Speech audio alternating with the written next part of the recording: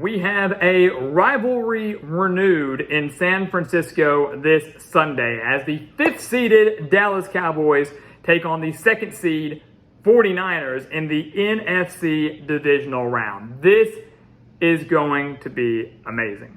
This is going to be one heck of a ball game out in San Francisco. Yes, these two teams did play in the playoffs in Dallas last year. The 49ers won that game 23-17 in a run that led them all the way to the NFC Championship game. But the history between these two franchises is truly unbelievable, especially in the playoffs. They have met in 7 other playoff games outside of the one that we saw last year.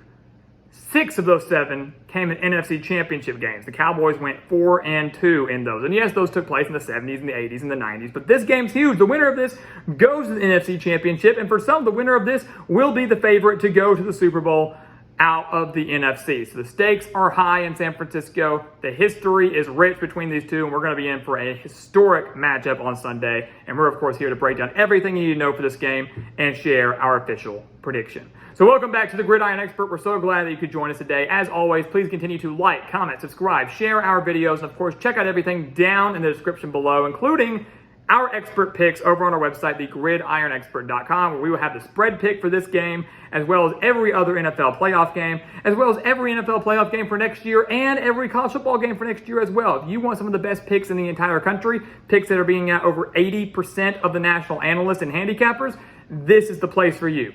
Go check it out. The link down in the description below. Become a part, guys, of our GE Nation. What we're trying to build here, which is bringing you college football content and NFL content, of course, year-round, 24/7, 365. So let's get into this game, guys. 5th-seeded Cowboys, 2nd-seed 49ers. Huge playoff game. I love it. I love it. I love it. I'm pumped for it. Let's get into it. Let's start with the offense. We'll start with Dallas, who's the road team, obviously. And all I can say is this. If Dak Prescott plays the way he did against the Buccaneers, Cowboys are winning this game. If Dak Prescott lights it up like he did against Tampa Bay in the wildcard round, they win this game. Prescott went 25 of 33 for 305 yards and 5 total touchdowns. 4 through the air, 1 on the ground. He was dang near unstoppable. Now, I don't know how much of that was the Cowboys offense and Dak just being phenomenal, or how much of that was Tampa Bay, who again entered the game with a losing record, just being really, really bad defensively. Not entirely sure, but regardless, to do that on the road in a playoff game is still really, really impressive, especially for a guy that coming into the game had a lot of doubt. People were doubting his ability, a guy that leads the league in interceptions. He took care of the ball. No turnovers. He takes care of the ball again against San Francisco.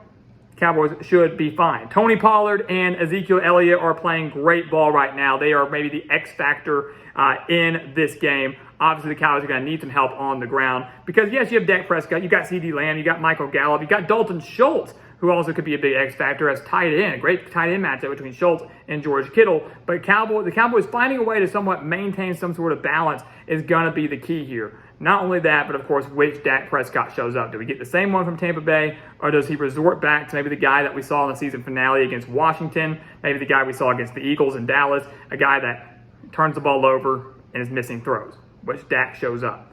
For the 49ers, they've won 11 straight games. They may be the best team in the league right now. Yes, they're 2 seed in the conference, but they might be the best and hottest team in the entire NFL.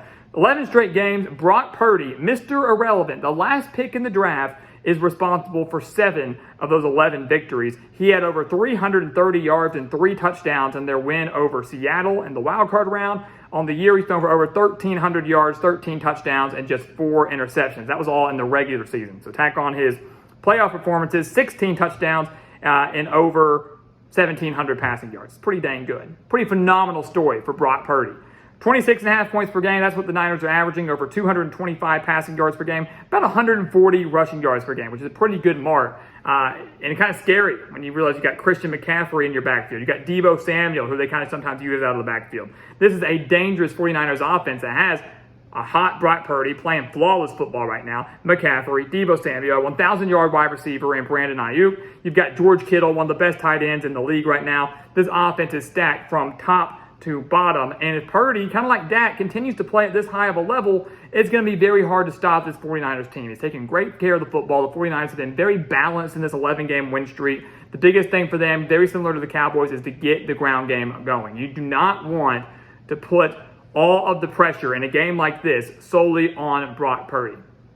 You want to have a way to get some of the pressure outside of his hands. Either that, whether that's giving him some really easy throws that he just can't miss, or having a big day from Deebo Samuel or Christian McCaffrey. Finding a way to take some of the weight off of Purdy's shoulders, that's what the 49ers need to do in this one. That's how they win the game. They can do that by getting more assistance on the ground.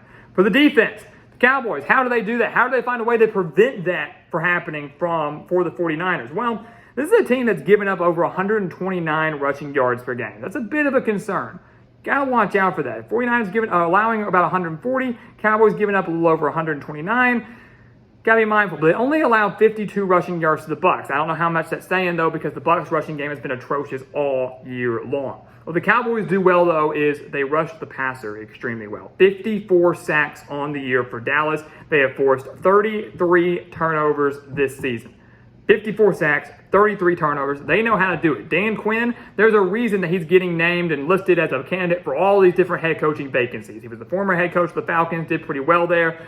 Now as a defensive coordinator has been phenomenal in Dallas. I mean, and how can you not? Micah Parsons is there, 13 and a half sacks. You've got Dorrance Armstrong. You've got Leighton Van Der Esch.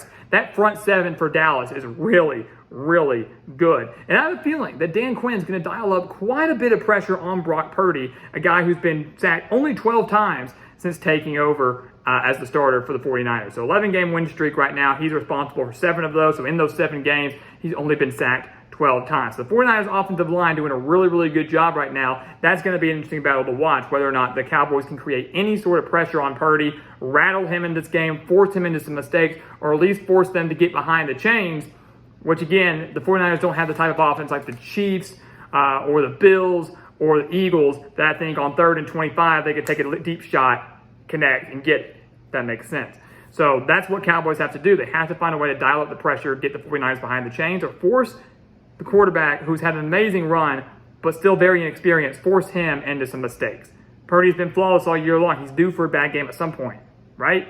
49ers defense, guys, it's been phenomenal. It's been one of the best in the entire NFL. 16.3 points per game. That's all they're giving up. They're allowing their opponents to convert on just 39% of their third downs. They're only giving up just 223 passing yards per game. They're giving up just 77 rushing yards per game. And that's where we mentioned the X factor for Dallas is to try to find a way to run the ball, right? You need Tony Pollard or Ezekiel Elliott or somebody to step up big. They might not be able to. That's why it's an X factor, because if Dallas can somehow establish the run, break off a few big ones, eclipse maybe 100 rushing yards on the day, watch out. Cowboys very well could win this game. But I don't know if they're going to be able to do that. Dak Prescott may have to do this all by himself, which again goes back to the question, which Dak shows up? Dak can do it all by himself because that's what he did against Tampa Bay. It's phenomenal against Tampa Bay. That same guy shows up, Cowboys are fine. If he doesn't, it's going to be interesting. It's going to be very interesting.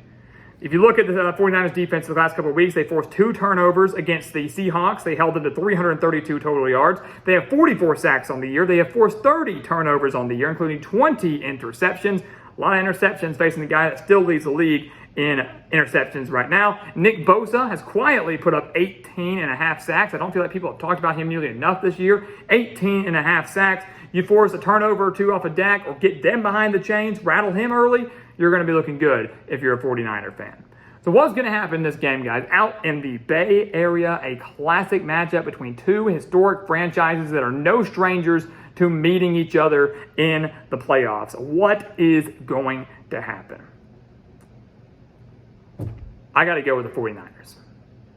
I got to go with the 49ers and continue to ride Brock Purdy. They're on an 11-game win streak. They have not lost at home since October 23rd to the Kansas City Chiefs. They have looked absolutely unstoppable during this stretch, and I just don't see the Cowboys turning in another perfect game. The Cowboys are a really, really good team, and I expect this game to be very, very close. The 49ers, I do not think, are going to go out there and blow out the Cowboys like they have done to many of their opponents in recent weeks. But I do believe the 49ers defense is the difference maker. The 49ers ability to dominate the line of scrimmage, not just with their pass rush, but more specifically with their offensive line to keep that Cowboys front 7 in check, give Brock Purdy time to throw. That's going to be the difference maker here. Home field advantage plays a key role as well. We're going to see another classic. We've seen a lot. We're going to see another classic between the Cowboys and the Niners, but it's going to be the Niners that get the win here and advance to the NFC Championship for the 2nd year in a row. The $1 million question now will be, can they win it